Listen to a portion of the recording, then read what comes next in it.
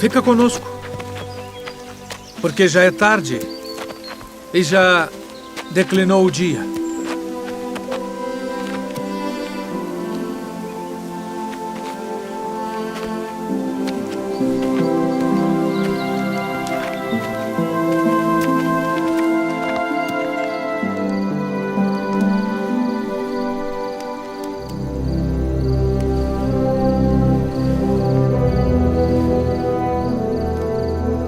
Pai nosso, graças damos por tuas muitas bênçãos.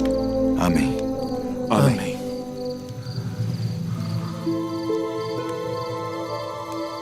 Porventura não ardia em nós nosso coração, quando pelo caminho nos falava, e quando nos abria as Escrituras? Devemos voltar a Jerusalém, agora mesmo.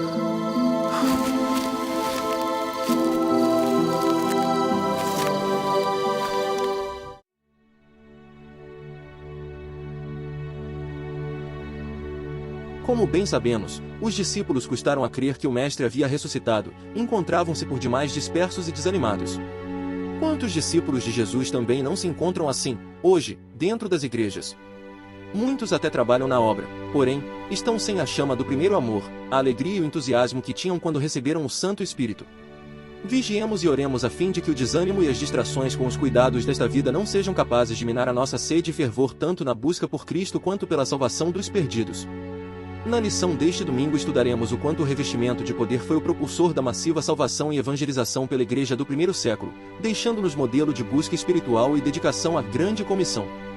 Uma característica comum a todos os cristãos avivados, estudado na lição passada, é, de fato, o comprometimento com Cristo e com a missão dada por Ele de fazer discípulos. O avivamento espiritual, tão indispensável para proclamar o Evangelho sob o poder do alto, repercute em evangelismo e missões, inigualável, com manifestação dos dons do Espírito Santo. Hoje, mais do que nunca, as igrejas cristãs precisam do avivamento espiritual para proclamar o Evangelho de Cristo num mundo que está em rebeldia contra Deus. Neste tempo marcado pela falta de fé, a igreja só pode cumprir a sua missão se estiver imersa no avivamento espiritual. Depois que foram revestidos do poder, os discípulos nunca mais foram os mesmos. Eles receberam mais poder para cumprir o mandato de Jesus. Com o Pentecostes, a chama avivamento espiritual ardeu nos corações dos discípulos de Jesus. Mesmo com perseguições, os apóstolos ousadamente pregaram o Evangelho de Jesus Cristo a todos que encontraram. Começando por Jerusalém, a mensagem se espalhou, alcançando muitos outros lugares. Em Atos 1:8 Jesus disse que seus discípulos haveriam de levar sua mensagem até aos confins da terra. Eles ganharam almas para Cristo, e abriram igrejas na Fenícia, em Chipre e em Antioquia. A igreja de Antioquia se tornou uma referência para as igrejas do primeiro século, tornando-se a primeira igreja missionária. Através de Paulo, a Europa pré-cristã tornou-se um continente cristão, um feito grandioso, para a glória de Deus. Assim, Antioquia se tornou um marco na história da igreja, com suas missões locais e transculturais. A partir da Europa, o evangelho espalhou-se para o mundo, chegando à América, alcançou a África e a Ásia.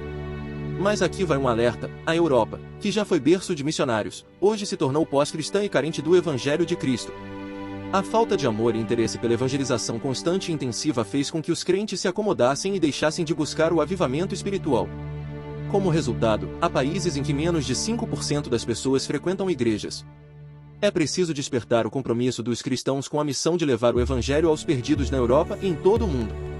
O objetivo da missão transcultural é alcançar os confins da terra e pregar o Evangelho a toda criatura, cumprindo assim a última etapa da missão da Igreja e do mandamento de Jesus. Para isso, é necessário um avivamento espiritual em todas as igrejas, começando pelos seus líderes.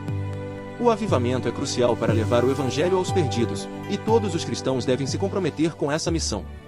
Aqueles que são avivados demonstram amor pela obra de Deus e cooperam com a evangelização local, regional e transcultural.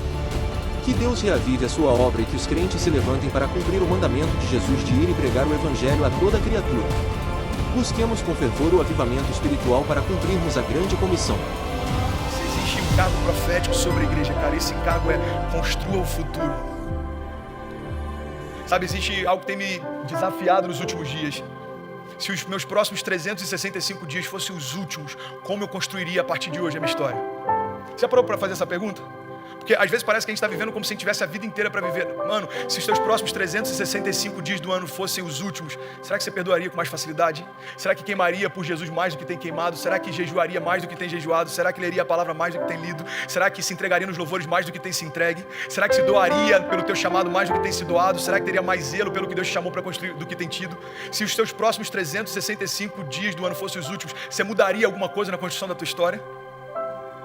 Se a resposta foi sim, o meu convite para você é: por que precisa estar no final da tua história para você começar a se mover diante daquilo que Deus está te chamando para fazer hoje? Por que a gente precisa ter um entendimento de finitude para a gente começar a valorizar o tempo que está tendo? Cara, em nome de Jesus, se você tem um chamado, começa a se lançar hoje como se esse dia que você tem fosse o teu último. Se Deus já colocou uma nação no teu coração, começa a orar por essa nação, se coloca de pé e começa a se mover